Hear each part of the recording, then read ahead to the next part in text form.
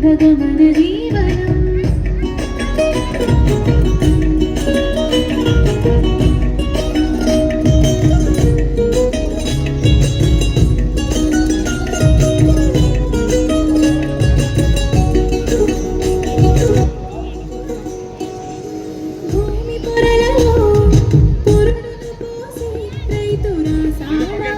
పేరును ఏనాడైనా